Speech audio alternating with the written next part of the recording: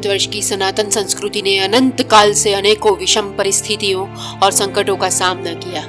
ऐसे ही एक समय कालखंड के दौर में संस्कृति के उत्थान के लिए एक अद्भुत व्यक्तित्व ने जन्म लिया, जिसने अल्प आयु में ही हिंदू समाज के लिए ऐसा आधार रचा जो आज तक हमें सत्य और दिशा के साथ मार्गदर्शन देता है। आज से लगभग 2500 वर्ष पूर्व वैशाख शुक्ल पक्ष पंचमी के दिन केरल के कालडी गांव के ब्राह्मण परिवार में माता आर्यम्बा और पिता शिव गुरु को पुत्र प्राप्ति हुई, जिसका नाम रखा गया शंकर। उनके जन्म के समय काल को लेकर इतिहासकारों में एक सहमति नहीं है। कुछ इतिहासकार उनका जन्म समय काल वर्ष 788 से वर्ष 820 के बीच का भी मानते हैं। शंकर ने उनकी आयु की प्रथम वर्ष में ही संस्कृत सीखना प्रारंभ कर दिया था। दूसरे वर्ष में उन्होंने भाषा लिखना पढ़ना और तीसरे ही वर्ष में वे वेद पुराणों का अर्थ भी ग्रहण करने लगे। दैवी अलौकिक प्रतिभावान शंकर। उनकी अल्प आयु में ही पिताजी का देहांत होने के बाद माता ने शंकर का उपनयन संस्कार कर पूर्णा नदी के तट पर स्थित एक गुरुकुल में विद्या ग्रहण करने के लिए भेजा, जहां उन्होंने वेदों और अन्य विषयों का अध्ययन भी किया। गुरुकुल जीवन की परंपरा अनुसार जब शिष्य शंकर गांव की एक कुटिया के द्वार पर भिक्षा मांगने गए, तब वहां अत्यंत निर्धन एक स्त्री के पास उनको भिक्षा में देने के लिए घर में एक अनाज का दाना भी नहीं बचा था। तब उन्होंने घर के पीछे के एक पेड़ से आंवले तोड़ शंकर को भिक्षा में दिए।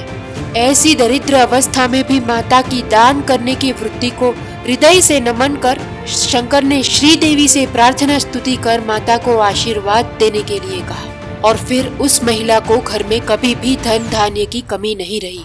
शंकर द्वारा गाई हुई वह प्रार्थना स्तुति यानी कनकधारा स्तोत्र पीड़ित समाज के प्रति ऐसी सहानुभूति सिर्फ 6-7 वर्ष की आयु में, छोटी सी उम्र में ही शंकर की संन्यास की ओर आकर्षण को लेकर मां चिंतित थी।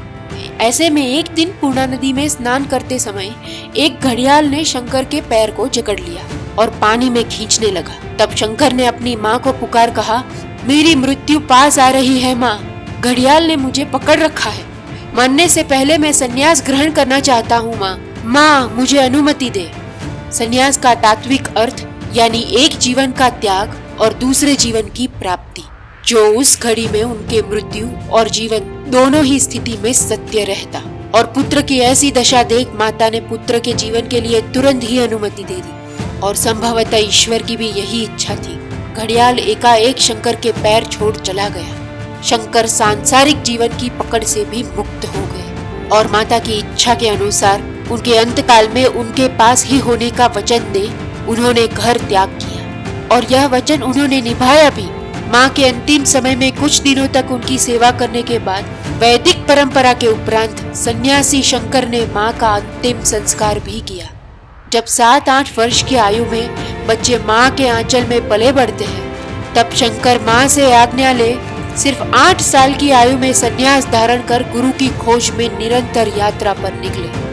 कालड़ी से श्रृंगेरी गोकर्ण होते हुए ओंकारेश्वर पहुंच नर्मदा नदी के तट पर एक गुफा में समाधि में लीन गुरु गोविंद पाद के उन्हें दर्शन हुए। गुरु गोविंद पाद ने भी शंकर को शिष्य के रूप में स्वीकार कर उपनिषदों वेदांत के गूढ़ रहस्य का ज्ञान भी उन्हें दिया, और सिर्फ 12 साल की उम्र में ही आचार्य की उपाधि पा वे शंकर से शंकराचार्य बने और समाज उत्थान कार्य आरंभ। उस समय काल में शास्त्रों की गलत व्याख्या और विभिन्न पूजा पद्धतियों के कारण सनातन परंपरा के अनुसरण पर शैवालिकों, वैष्णवों, देवी भक्तों आदि जैसे अनेक संप्रदायों में बटा और आपस में प्रभुत्व की लड़ाई लड़ने वाले समाज को पंचायतन पूजा यानी गणेश, शिव, हरि, भास्कर और माँ भगवती की पूजा का सिद्धांत दे हिंदू समाज को एक सूत्र में बांधा। अलकनंदा के किनारे बद्रीनाथ में स्वयं द्वारा मूर्ति की स्थापना मूर्ति पूजा में उनकी निष्ठा को दर्शाता है। सामान्य मनुष्य तक वेदों का ज्ञान पहुंच सके और समाज उन पवित्र मूल्यों को व्यवहार में ला सके, उस उद्दात हेतु से उन्होंने ब्रह्मसूत्र, गीता, उपनिषद पर सरल भाषा में भाष्य लिखा। वेदांत संबंधी कई छोटे छोटे ग्रंथ भी लिखे। महाभारत के विष्णु सहस्त्र नाम पर श्लोकों की रचना की। सामान्य जनमानस में भक्ति रस भरने के लिए उन्होंने कई काव्यात्मक रचनाएं भी की। उनकी रचना भज गोविंदम का भजन, आज भी हम बड़े ही भक्ति भाव से करते हैं। भगवान शंकराचार्य ने भौगोलिक क्षेत्र पर आधारित सन्यासियों के लिए 10 नामी सन्यासी संप्रदाय की स्थापना कर सन्यासी समाज को एक सूत्र में बांधा और गांव-गांव अखाड़े खोल समाज कल्याण के उद्देश्य के साथ संपूर्ण भारतवर्ष में एक आध्यात्मिक सेना तैयार की। उनके यह कार्य वैदिक संस्कृति से ही मनुष्य जाति का उत्कर्ष संभव है, ऐसी उनकी दृढ़ निष्ठा को दर्शाती है। परम ज्ञान को घर घर पहुंचाने के लिए उन्होंने पैदल ही समग्र भारत भ्रमण कर अनेकों महान शास्त्रविदों से शास्त्रार्थ किया। लगभग 84 संप्रदायों के आचार्यों से शास्त्रार्थ कर उनके विचारों के आगे भी एक परम सत्य है जो हम सबको एक सूत्र में जोड़ता है। वह ज्ञान समाज में प्रवाहित करने के लिए अद्वैत सिद्धांत दिया, यानी जगत का संचालक एक ही है। परमात्मा और आत्मा में कोई भेद नहीं। आत्मा स्वयं ही ब्रह्म है, अहम ब्रह्मास्मि। जिनके घर का तोता भी श्लोक पठन कर सकता था, ऐसे उस समय काल के महान ज्ञानी शास्त्रविद मंडन मिश्र के साथ उन्होंने 3 महीनों तक शास्त्रार्थ किया।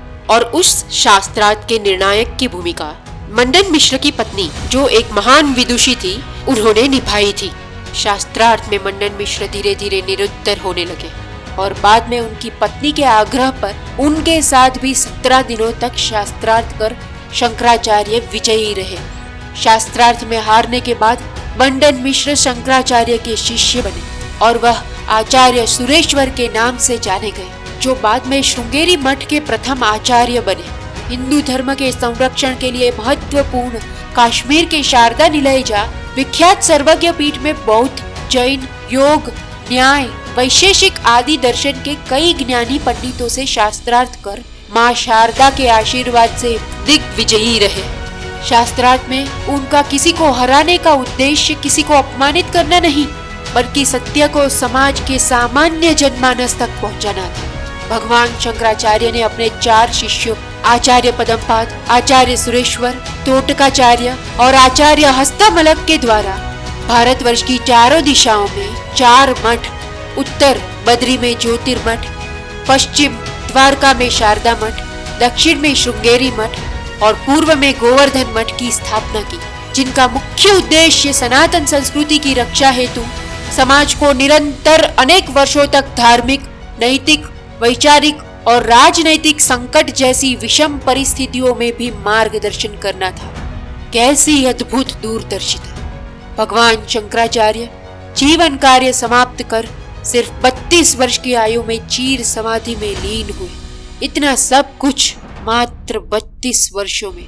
समाज के लिए आज भी मार्गदर्शक, वैचारिक, सांस्कृतिक और आध्यात्मिक उत्थान की धरोहर एक ज्वलंत कर्मयोगी सन्यासी शंकराचार्य, जगत गुरु शंकराचार्य को हमारा अनंत नमन।